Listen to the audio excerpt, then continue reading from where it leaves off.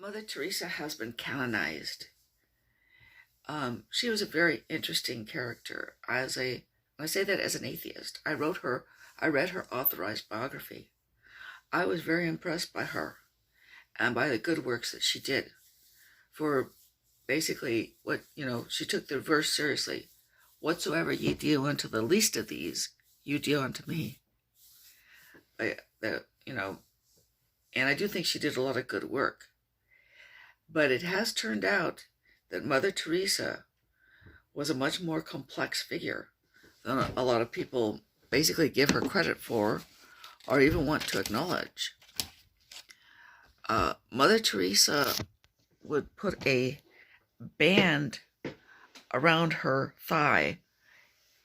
It's called a cilice or cilice. I'm not sure how to pronounce it. But it has these little spikes in it that deliberately causes discomfort and mild pain. Those things, as you might imagine, are popular among BDSM people. Okay. I suppose that she thought it brought her closer to Jesus and his suffering on the cross. Or maybe she was trying to punish herself for being imperfect.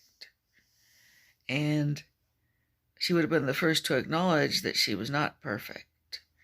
She considered herself weak, sinful, imperfect, and believed that Jesus was using her because of her weakness. Now, an oddity about Mother Teresa is that letters became known after her death in which she expresses, doubt about the existence of God, about whether or not Jesus was real. And she was tormented by these doubts. In addition, when she was very young, when she first heard the call to become a nun, when she heard the call within the call to work among the destitute of Calcutta, she believed that she heard God speaking to her.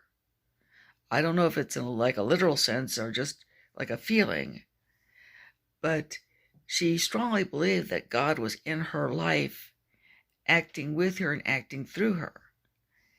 However, for many years after that, she was very frustrated because she didn't feel God in her life.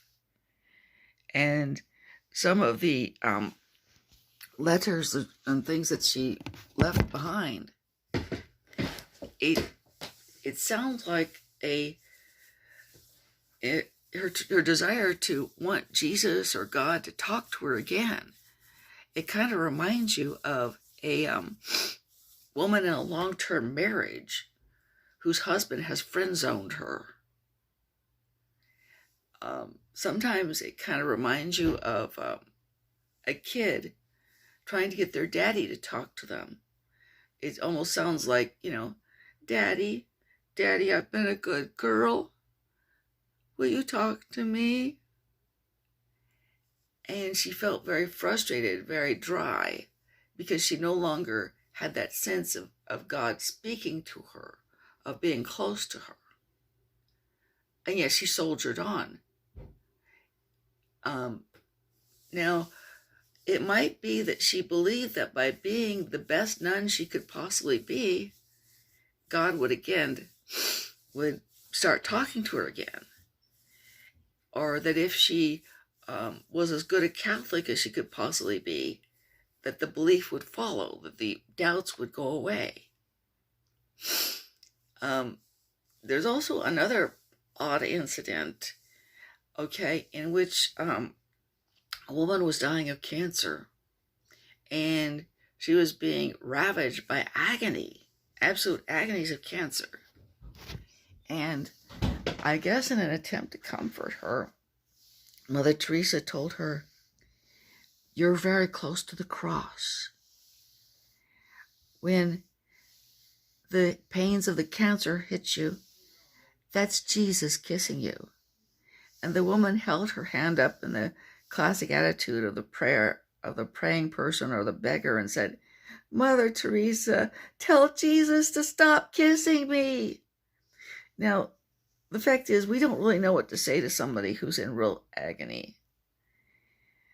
But from a Christian perspective, the kisses of Jesus would be a painkiller, not the agonies of cancer. And I think even Mother Teresa sometimes didn't know what to say. And so I just want to put out there my thoughts on this person, who was a very interesting person, and apparently a rather tormented person. And I hope you like hearing that.